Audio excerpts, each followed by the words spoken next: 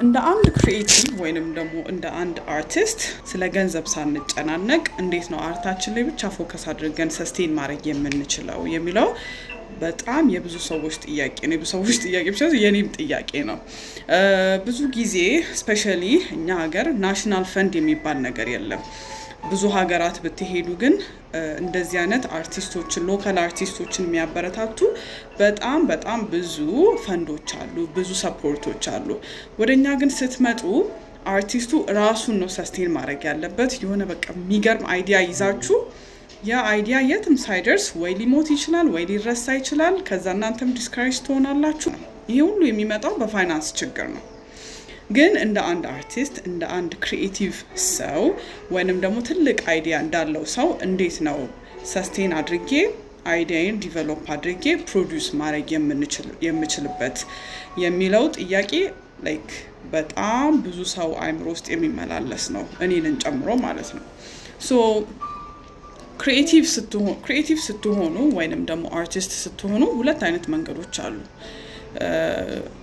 ገንዘብ የሚገኝበት ማለት ነው። አንደኛው ደንበኛ የሆነ ኮርፖሬት ስራ ነው። ኮርፖሬት ስራ ስንል ወይንም ዳይሬክተሩ ወይንም የምትሰሩት ስራ ክላይንታችሁን ለማስደሰትና ለማስደሰት ብቻ ነው የምትሰሩት። ይህ ማለት ምንድነው? የሆነ ጎል አለ ወይንም የሚሰጣችሁ የሆነ ክላይንታችሁ መጥቶ ይሄንን ነው የምፈልገው ብሎ ይነግራችኋል። እናንተም ደግሞ ያንን ነገር ሚት ለማድረግ ነው የምትሄዱት። የናንተ ይሄ በጣም መጠበብ ወይንም ደግሞ በጣም ክሪኤቲቭ የመሆን ወይንም ደግሞ ይሄ በቃ የሆነ ተአምር የምትፈጥሩበት አይነት ፕሮጀክት አይሆንም። ቢካዝ ኮርፖሬት ስራ ነው። የሆነ አይነት ፎርማት አለ ወይንም የሆነ አይነት ስታንዳርድ አለ። እሱን ነው ሚት የምታደርጉት።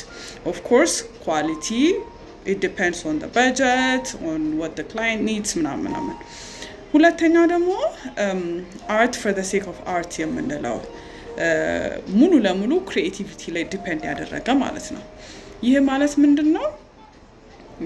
የሆነ አይነት አይዲያ ይኖራችኋል። ፊልም ሊሆን ይችላል፣ ፔይንቲንግ ሊሆን ይችላል፣ ፎቶግራፊ ፕሮጀክት ሊሆን ይችላል፣ ፖኤትሪ ሊሆን ይችላል፣ what else ፊክሽን ዶክመንተሪ ሊሆን ይችላል፣ ኤኒቲንግ ኖቨል ሊሆን ይችላል።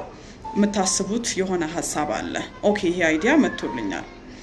እዚህ አይዲያ ላይ እንዴት ነው ዲቨሎፕ አድርጌ ፕሮዲውስ የማደርገው የሚለው በጣም ትልቅ ጥያቄ ነው።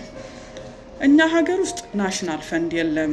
ብዙ ሰፖርት የሚያደርጉ ኤንቲቲዎች ስለሌሉ ሙሉ ለሙሉ በርደኑ ማን ላይ ነው የሚሆነው ማለት ነው? አርቲስቱ ላይ ነው ማለት ነው የሚሆነው። እንደዚህ በሚሆንበት ጊዜ አርቲስቱ ስለ ገንዘብም ስለ አርቱም ሲጨነቅ ሀሳቡ እየሞተ